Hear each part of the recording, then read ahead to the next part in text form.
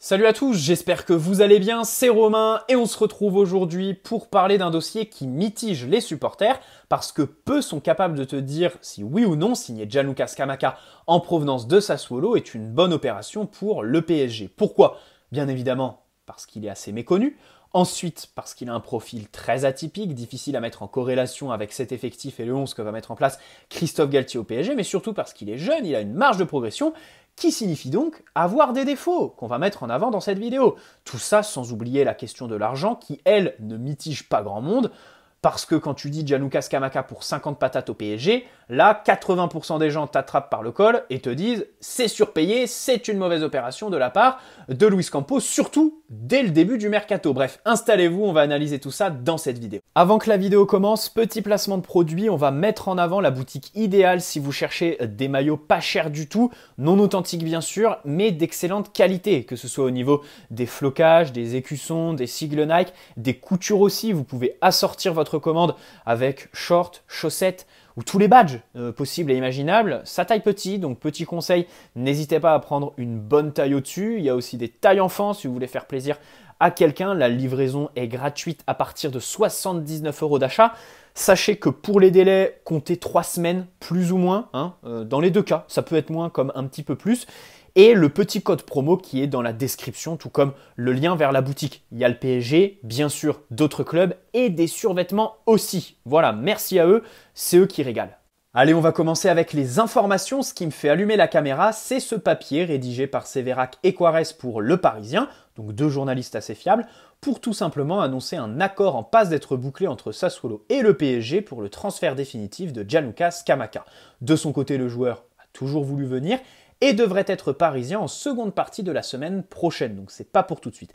Les deux journalistes ont même précisé que tout ça, ça va se faire pour la somme rondelette de 50 millions d'euros, sans préciser si les bonus sont inclus dedans ou pas. Bref, dans tous les cas, comme pour toutes les pistes, les dossiers initiés par Luis Campos depuis son arrivée, on a le même scénario. C'est-à-dire que le nom sort dans les médias 3 semaines avant, pendant 3 jours, tout le monde s'excite, ça ne parle que de ça. Ensuite, les infos deviennent vite redondantes, agaçantes, parce qu'elles se ressemblent toutes, on est à la limite de la paraphrase. Pourquoi? Tout simplement parce que dans le vif du sujet, les négociations traînent. Avec Sassuolo, il y a eu des négociations. À la différence de Vitinha, où là, tu as fait la spéciale Antero Henrique, à savoir lever la clause libératoire directe, sans négocier. Là, avec Sassuolo, tu as commencé à 35 millions plus des bonus. Eux, ils en demandent 50 depuis le début. Selon Di Marzio, tu es passé de 35 donc à 40 plus des bonus. Et enfin, là, tu arrives donc aux 50 avec ou sans bonus, on ne sait pas encore. Bref, dans tous les cas, le prix constitue un élément clé de l'analyse qui va être énoncée dans cette vidéo, tout comme la notion de priorité, parce qu'on n'est que début juillet.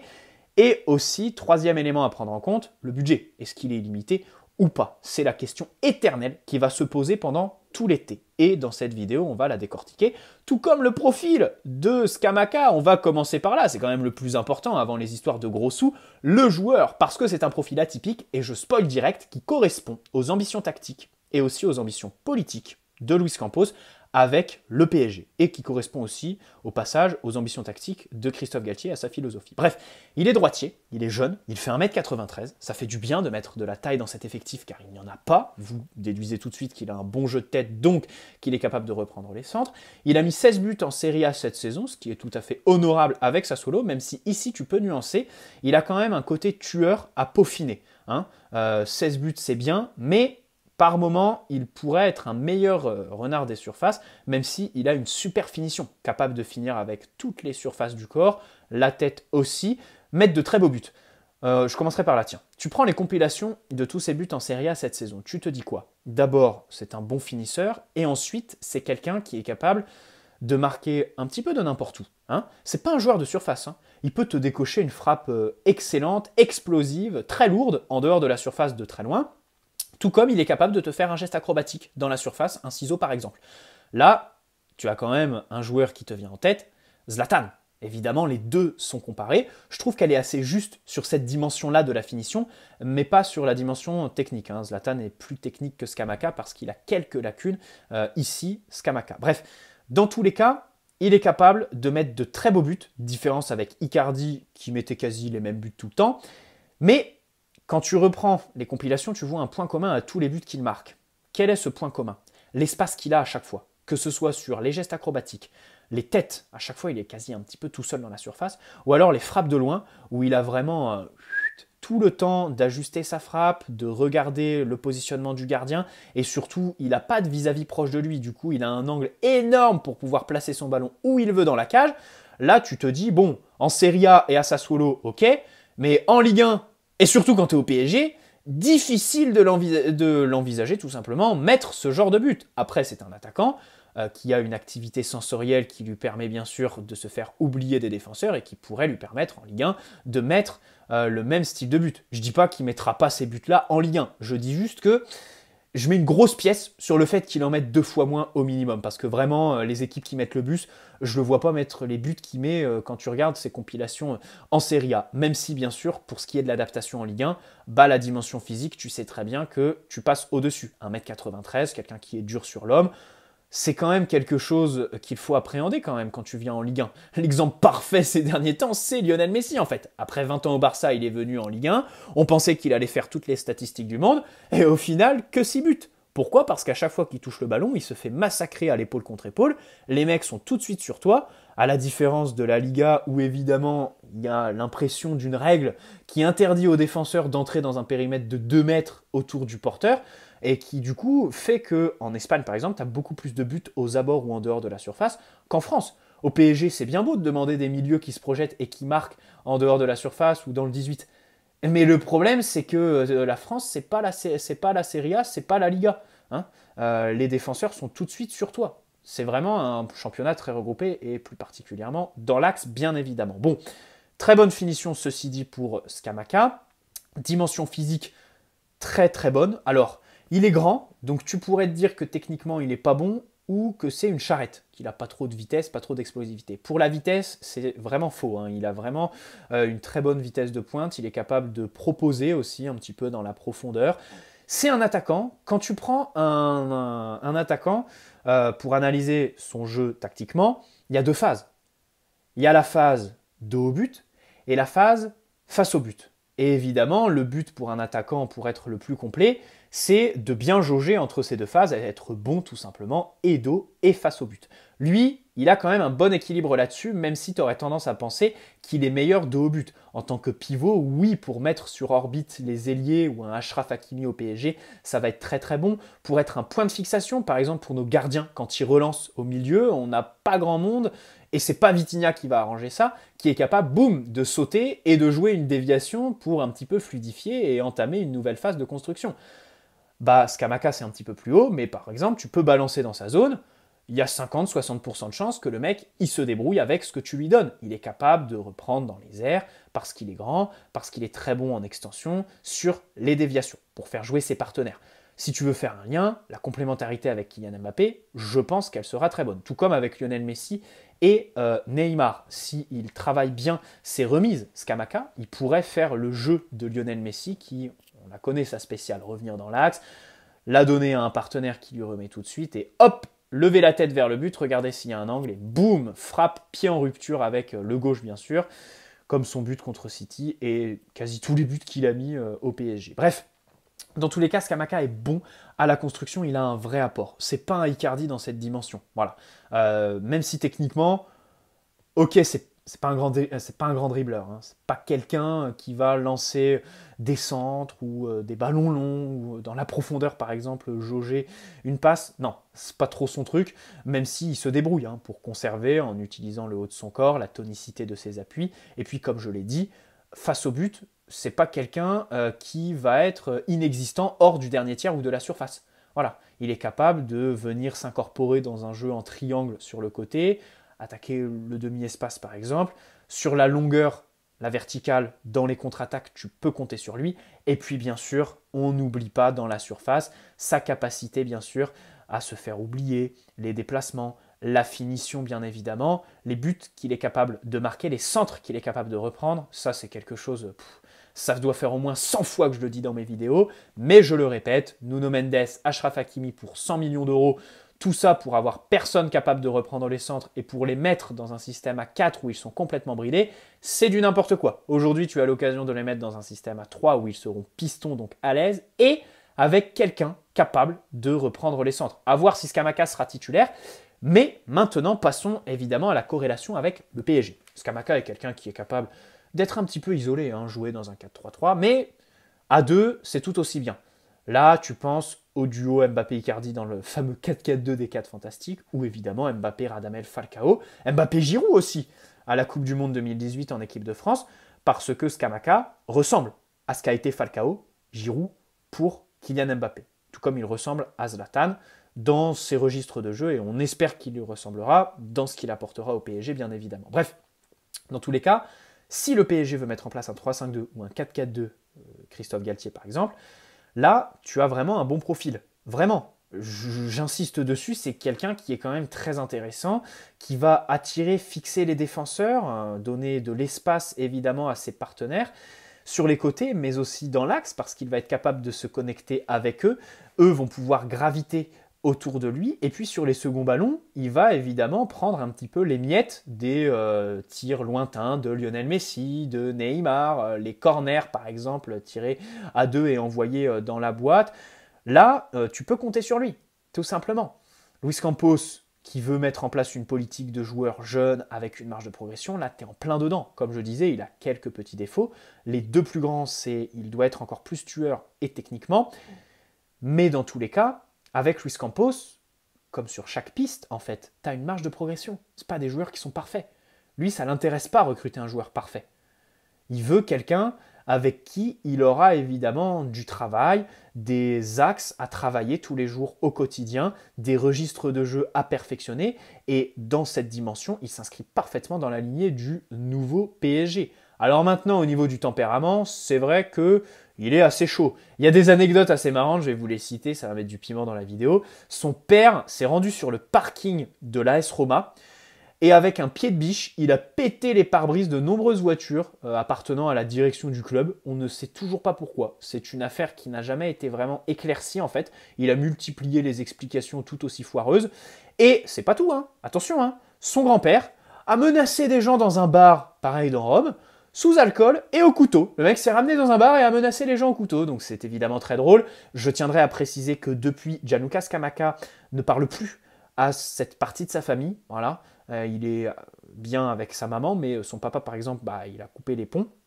C'est ce que j'ai entendu sur RMC, voilà, je cite. Donc voilà pour ce qui est de Scamacca. Et puis, Galtier, nouvel entraîneur du PSG, qui a toujours eu dans ses équipes ce style d'attaquant. Burak Yilmaz à Lille, Dolberg à Nice plus récemment, et si tu remontes, tu peux même citer Brandao à Saint-Etienne. Donc là, évidemment que Scamacca s'inscrit parfaitement dans la philosophie de l'entraîneur. Tu peux que te réjouir de ça, en fait. Un DS qui ne se renie pas, qui reste fidèle à sa conduite, parce que bon, Luis Campos, je pense qu'on peut lui faire confiance, hein. On n'est pas tous scout comme il est, on n'a pas tous son réseau, hein. Il faut savoir que les joueurs qu'il recrute, il les connaît depuis 5 ans minimum. Il les analyse, leurs data et tout ça. Donc la data, selon lui, limite les risques, la marge d'erreur tout simplement, avec les joueurs. Donc là-dessus, confiance en Campos, qui reste fidèle évidemment à ses idées. Voilà, Nasser aurait pu débarquer et lui dire écoute, il y a un tel qui est dispo, on fonce. Par exemple, Sadio Mané, allez hop, c'est bling bling, boum, je lui fais signer un énorme contrat. Robert Lewandowski, même si Lewandowski, Luis Campos n'y est pas insensible aussi, hein, ça il faut le signaler. Mais ce que je veux dire, c'est qu'il est vraiment fidèle à ça et surtout, c'est un profil, enfin franchement, Christophe Galtier, il va se réjouir de ce transfert. Parce que c'est clairement le style d'attaquant qu'il a à chaque fois dans ses effectifs et qu'il n'y a pas au PSG. Voilà. Donc, bonne complémentarité avec Kylian Mbappé, avec ses partenaires. Dans un système à 3, tu peux l'envisager. Il te fait tes statistiques, présence dans la surface, présente dans le dernier tiers, parce que aussi, la réalité, c'est qu'aujourd'hui, tu as 2 priorités à ce poste-là devant. Un ailier pour moi, parce que déjà Di Maria est parti, et même avec Di Maria, tu avais un souci de monotonie, pas grand monde proposé dans la profondeur. Même Kylian Mbappé a arrêté un petit peu ce registre, hein. Au début, Kylian Mbappé, c'est vrai qu'à chaque fois, il partait de l'extérieur vers l'intérieur, il perforait la défense, il maintenait un petit peu cette ligne assez basse. Mais aujourd'hui, le PSG est devenu tellement dépendant de lui, en fait. Il y a eu tellement d'absence de la part de Neymar, tellement de nonchalance de la part de Lionel Messi qui court pas, qui se donne pas quand on a le ballon, que Kylian Mbappé en est venu au point où il décroche beaucoup en fait. Kylian Mbappé, c'est un attaquant qui décroche autant qu'il propose dans la profondeur. Donc aujourd'hui, pour moi, ça c'est vraiment quelque chose qu'il faut cibler, un ailier après Scamacca du coup, après ce profil d'attaquant qu'il fallait de toute façon depuis le début, hein, atypique un petit peu. Ça fait plaisir, le profil est très très bon. Maintenant, c'est clairement surpayé. On va pas se mentir, que ce soit 40 ou 50 millions, même 30, c'est surpayé. Pour moi, ça en vaut 25, pas plus. Pourquoi? Parce que déjà, tu es en début de mercato. Ce qu'il aurait fallu faire, c'est attendre août pour que Sassuolo ait un petit peu chaud aux fesses et accepte de baisser ses exigences. Mais encore une fois, le PSG n'a pas été patient. Tu signes le joueur, début juillet, hop, le dossier est bouclé. Et encore une fois, c'est pas un dossier qui est prioritaire, l'attaquant. Le milieu de terrain, tu dois le boucler. La défense, une doublure à Achraf Hakimi. Et même, je mets le poste d'ailier avant le poste de buteur dans la liste des priorités. Mais je comprends le point de vue de Luis Campos qui veut mettre en place un système à 3, donc dans lequel tu n'as pas forcément besoin d'ailier et qui du coup priorise le buteur. Ça par contre je le comprends, même si je ne suis pas forcément d'accord avec ça. Donc tu poses 50 début juillet, début de mercato comme ça, j'espère que derrière, attention, hein, ça va pas nous limiter si on a une opportunité qui se présente fin août à la fin du mercato. Hein. J'espère que le budget est illimité pour faire ça. Parce que du coup, tu te poses cette question. 50 millions, pas de problème, c'est surpayé. Hein. Voilà, c'est très très cher. On espère que ça va matcher. Mais dans tous les cas, bon, si le budget est illimité, tu peux trop rien dire. Hein. C'est pas ton argent, c'est celle du Qatar. Et puis, si ça nous embête pas sur d'autres dossiers, si ça limite pas la marge de manœuvre derrière, pas de problème. Mais encore une fois, on a la jurisprudence Mauro Icardi, où on a calé 50 millions, voire plus, fin mai. Alors là, c'était encore plus tôt. Pour derrière te retrouver à faire ton mercato le dernier jour parce que t'as pas un rond, pas une thune. T'as tout calé sur lui, ton budget. Donc là, j'espère évidemment que le Doha a lâché les vannes et lui a donné complètement carte blanche, en fait, à Luis Campos. Bref. Et puis après, bon, aussi, tu peux te dire, le marché des attaquants est tout à fait restreint. Et surtout, c'est bouclé au mois de mai. Haaland, City. Darwin Nunez, Liverpool. Haller à Dortmund. Il n'y a plus grand monde. Lewandowski est pisté par le Barça, ça traîne un petit peu. Mais enfin, Lewandowski, c'est pas du tout le même type que Scamacca. D'abord parce qu'il a 10 ans de plus. Et surtout, en fait, il y a la masse salariale. Parce qu'il va falloir commencer à y penser à cet engin. Parce que le fair play financier l'année prochaine, il va s'y intéresser, en fait. Il va juger les clubs sur leur masse salariale. Nous, elle est démentielle. Et c'est pour ça qu'il va falloir absolument dégraisser. Et donc l'avantage avec Scamacca, c'est que tu balances une grosse indemnité de transfert. Après, elle est échelonnée sur la durée du contrat, hein, 50 millions d'euros. Bon, si c'est un contrat de 5 ans, du coup, tu verses 10 millions par an. Mais dans tous les cas, en termes de salaire, allez, il va prendre 3-4 millions, grand maximum. Donc ça t'arrange évidemment de signer un attaquant qui pèse aussi peu sur ta masse salariale. Par exemple, un Haaland, ça te fait tout exploser. Même la prolongation de Kylian Mbappé, bien évidemment. Donc voilà, un petit peu les circonstances atténuantes à tout ça, hein. La masse salariale, même si bien sûr c'est clairement surpayé. Et la grosse inconnue, c'est est-ce que le budget est illimité? Parce que s'il ne l'est pas, il faut absolument pas que ce dossier bouclé très tôt dans le mercato nous embête plus tard. Parce que c'est clairement pas une priorité. Et pour un jeune joueur, c'est de la folie de mettre 50 millions sur Scamacca. 23 ans, qui sort de Sassuolo, et je pense même aussi que tu peux te poser la question de l'étape intermédiaire. Pour lui, ça aurait été mieux de passer par un club style Dortmund, Ajax, avant d'aller dans le gratin européen. Tu vois ce que je veux dire? Même s'il a fait une pige au PSV Eindhoven et dans un autre club aux Pays-Bas, je crois. Bref, et qu'il est passé par Rome et la Fiorentina. Donc il a déjà fait quand même pas mal de clubs. Hein. Voilà, dans tous les cas, le profil est atypique et vraiment bon. Je valide complètement le profil, il est très très intéressant. Mais, encore une fois, toute la question est autour du prix. Bref, très bonne soirée à tous. N'hésitez pas à poser un like si cette vidéo vous a plu. Et puis vous abonner si ce n'est pas déjà fait. On se retrouve très très vite dès qu'il y a une nouvelle rumeur. En ce moment, c'est chiant. Je ne vais pas vous mentir, franchement, c'est embêtant. Il y a le dossier de l'entraîneur qui se finalise, mais c'est compliqué de toujours parler des mêmes. Hein. Scamacca, Skriniar, Vitinha. Alors d'un côté, tu es content parce que du coup, dans les médias, c'est pas la foire. Il n'y a que des noms très concrets qui sortent, voilà. Mais du coup, de l'autre côté, il n'y a pas beaucoup de noms qui sortent. C'est les mêmes dossiers depuis 3 semaines, ça devient redondant, ça tourne en rond. Et du coup, moi, en tant que youtubeur, j'ai du mal à vous alimenter. Voilà. Et à moi, prendre du plaisir à faire mes vidéos. Bref, dans tous les cas, bonne soirée à tous. Prenez soin de vous avant tout. Et allez Paris pour cette prochaine saison.